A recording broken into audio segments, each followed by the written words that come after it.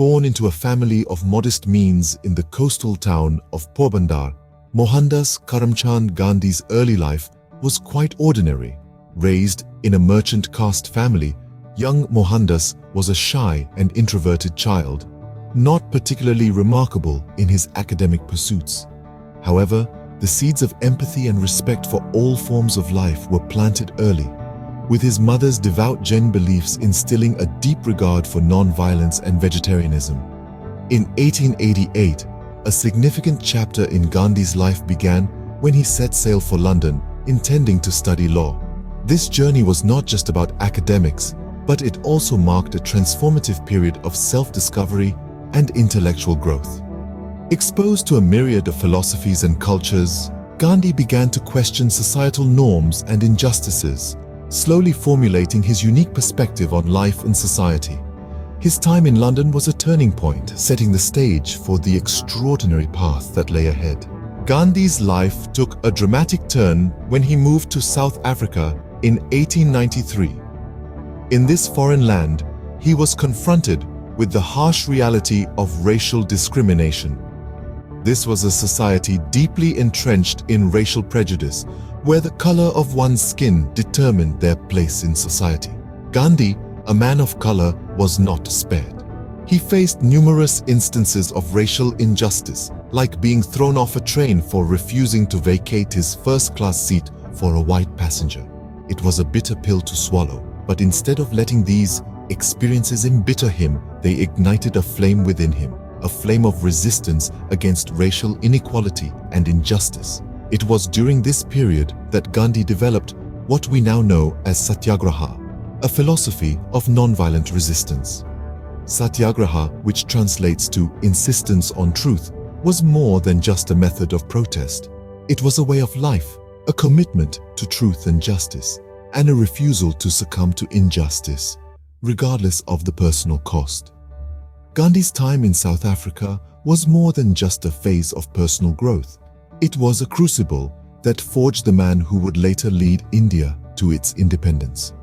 The lessons he learned about racial inequality and injustice, the principles of Satyagraha he developed, and the courage he found within himself were all instrumental in his later work. These experiences in South Africa were instrumental in shaping Gandhi's philosophy of non-violent resistance.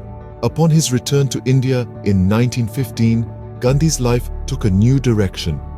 Having witnessed racial discrimination firsthand in South Africa, he was now ready to apply his principles of non-violent resistance, known as Satyagraha, in his homeland. He joined the Indian National Congress, a prominent political organization fighting for India's independence. As a member, he began to reshape the movement's approach, advocating for peaceful protests and civil disobedience instead of violent rebellion. Gandhi's leadership was soon put to the test in numerous campaigns, the most famous of which was the Salt March in 1930. This was a 240-mile march to the Arabian Sea, undertaken by thousands of Indians to protest against the British salt tax. Gandhi's non-violent approach, his charisma, and the sheer audacity of the act captured the world's attention. It was a defining moment in India's struggle for independence. But Gandhi's vision for India extended beyond just political freedom. He envisioned a society where everyone had a fair shot at life, regardless of their social or economic status. This vision was encapsulated in his concept of Sarvodaya, meaning the welfare of all. He advocated for self-reliance, encouraging Indians to spin their own cloth to break free from the dependence on British-manufactured goods. This simple act of spinning cotton became a powerful symbol of resistance and self-reliance. As Gandhi's influence grew, so did his commitment to non-violence. Even when faced with brutal repression, he urged his followers to resist without violence. He firmly believed that only through peaceful means could true and lasting change be achieved. This commitment was not just a strategic choice, but a deeply held belief that violence only begets more violence. His unwavering commitment to non-violence became a beacon of hope for millions. Gandhi's actions and philosophy would not only shape India's fight for freedom, but also inspire countless other peaceful resistance movements around the world. His return to India marked the beginning of a new era of non-violent resistance, the impact of which is still felt today. As the fight for India's independence intensified, Gandhi emerged as a formidable leader. His leadership style was unique, marked by humility, resilience, and a steadfast commitment to non-violence. One of the most significant episodes under his leadership was the Quit India movement in 1942. This was a call to the British to quit India and for the Indians to do or die in their fight for freedom. Gandhi's leadership during this movement was not just about making rousing speeches or leading marches. It was about inspiring people to believe in the power of non-violent resistance. His philosophy of satyagraha, or truth force, resonated with the masses.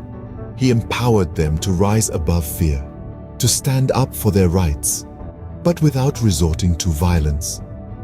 This was an incredibly challenging period. The British responded with a heavy hand, arresting thousands of leaders and activists. Even Gandhi himself was not spared. Yet, he remained unwavering in his commitment to non-violence. He believed that the strength of the movement lay not in physical might, but in the moral force of truth and justice. And it was this philosophy that had a profound impact on the Indian masses. Ordinary citizens, farmers, laborers, men, women, young, old, they all rallied behind Gandhi's call. His principles of non-violence and truth became their guiding light. They faced lathi charges, jail terms, and even bullets, but refused to retaliate with violence. Gandhi's leadership during this period was not just about the fight for independence. It was about transforming a society, about instilling a sense of dignity and self-respect in every Indian. He challenged the status quo, he questioned the norms, and he dared to envision a free India where peace and justice prevailed. Despite the enormous challenges, despite the heavy price paid, the spirit of the movement remained unbroken. And this was largely due to Gandhi's unwavering faith in non-violence and truth. Gandhi's principles of non-violence and truth became the guiding force in India's struggle for freedom. The year 1947 marked a historic milestone for India. This was the year when the struggle for independence, under the steadfast leadership of Mahatma Gandhi, reached its crescendo. India was on the brink of breaking the shackles of British rule, a hard-fought victory that was years in the making. Mahatma Gandhi, an apostle of non-violence, had mobilized the people of India.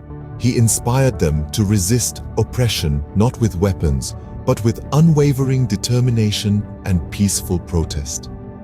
This philosophy of non-violent resistance, or satyagraha, became the backbone of India's freedom movement. The journey was not easy.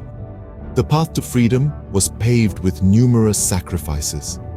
Men and women, young and old, from all walks of life, had to endure hardships and face brutal oppression. But India stood united, fueled by the dream of a free nation. The Quit India movement of 1942 was a significant step towards independence. It was a nationwide call to end British rule, a call that echoed through every corner of the country. Led by Gandhi, it energized the nation, and the spirit of rebellion was ignited like never before. As the world watched, India's relentless pursuit of freedom could not be ignored. The British were finally compelled to negotiate India's independence. It was a long and arduous journey, but the end was in sight. On August 15, 1947, India finally achieved its freedom, a testament to the power of non-violence and the indomitable spirit of its people. Gandhi's legacy extends far beyond the borders of India. Not confined to his homeland, his philosophy of non-violence resonated globally. It inspired leaders and movements across the world, such as Martin Luther King Jr.'s fight for racial equality in the United States and Nelson Mandela's struggle against apartheid in South Africa. The principles of peace, truth, and non-violent resistance ingrained in Gandhi's teachings continue to hold relevance even today. In a world often torn apart by conflict and violence, the Gandhian philosophy serves as a beacon, illuminating the path toward peaceful resolution and mutual understanding. It is also worth mentioning that Gandhi's influence extends beyond political and social realms. His emphasis on simple living and high thinking, his advocacy for self-reliance and sustainability all resonate with contemporary movements toward minimalism and environmental consciousness. Gandhi's enduring legacy reminds us of the transformative power of non-violence and the potential for peace even in times of conflict. Gandhi's life came to a tragic end on January 30th, 1948. A voice for peace, he fell to an assassin's bullet, extinguishing a light that had guided millions towards freedom. The news of his death sent shockwaves around the world, turning the streets of India into a sea of mourning. The grief was not confined to India alone, but was shared globally, reflecting the universal appeal of his message. The circumstances surrounding his assassination were as shocking as they were heartbreaking. A man who had dedicated his life to promoting harmony was silenced by violence. Yet, in death as in life, Gandhi became a symbol of the struggle for peace. The aftermath was a testament to his enduring influence. His teachings continued to resonate, inspiring movements and leaders across the world. Despite his untimely death, Gandhi's message of peace and non-violence continues to inspire generations.